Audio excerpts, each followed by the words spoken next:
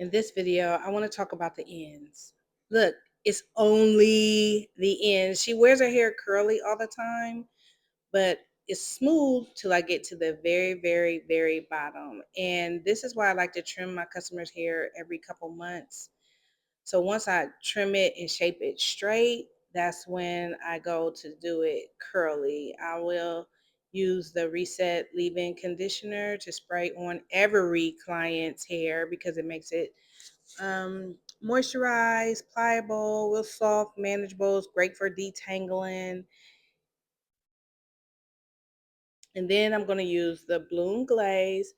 I'm going to put like a quarter size of it in her hair. And then I'm going to rub it through really, really, really good. Like, you want to make sure that it's evenly saturated. What the glaze is going to do is going to give it a better hold. Now for her hair is going to last the entire week, a whole week. She don't even have to use a stocking cap. Then I'm going to apply the mousse. I think I counted 5, 6, 7, 8, 9, 10, 11, 12, 13, 14, 15, 16, 17, 18.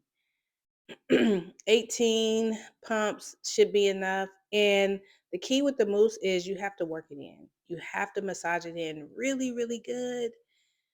I don't, some people will do a section at a time. I like to massage it in really good because when the mousse is done right, it can act as a conditioner. It makes the hair super, super soft.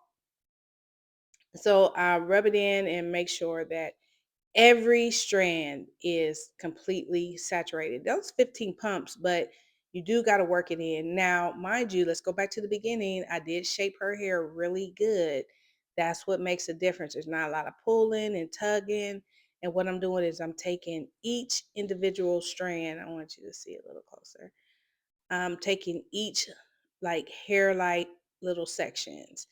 And I'm actually just following her hair. Like I'm not creating the curl, I'm not forcing it.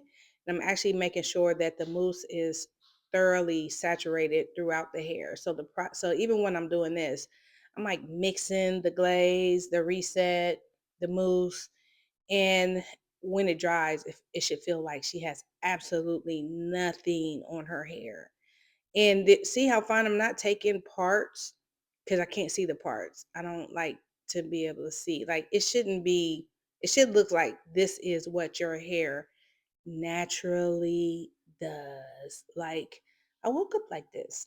Because a lot of people who like wash and go, they think that curls is coming up. Some people do have beautiful curls where they can just do it. Some people have to define each curl. I don't think it's a rule to how it depends on how you like it. Like I personally, I just like it to look soft. I don't like it to look like I tried. So no parts. I don't use a comb. And I'm just defining each curl. Could she do this herself? Absolutely.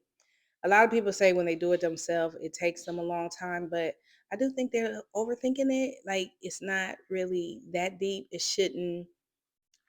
You're not looking for the perfect curl.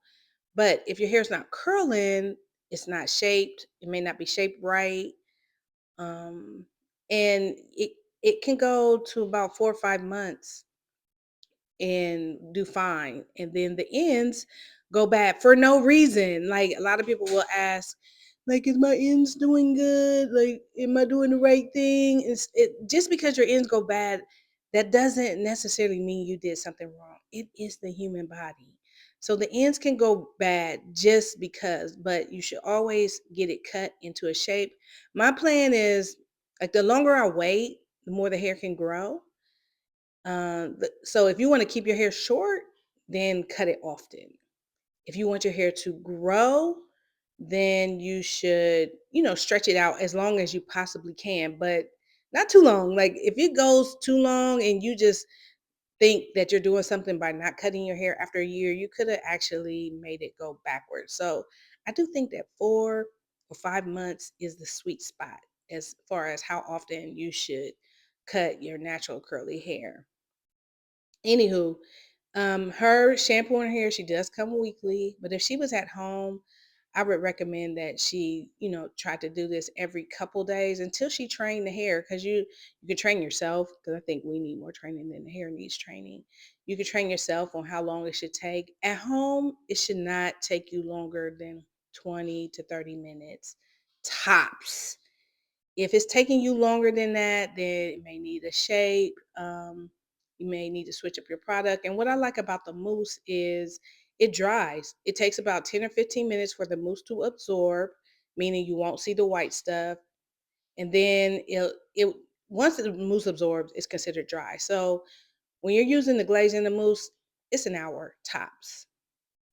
You shouldn't. She's going to sit under the dryer only because it's a little chilly here, but normally, if she leaves, she can leave with her hair, and let it air dry. When I wash my hair, I just let it dry. It probably takes about 10 or 15 minutes, for it to absorb, and then about an hour to dry. Okay, so then when she's done with her hair, she's gonna go home.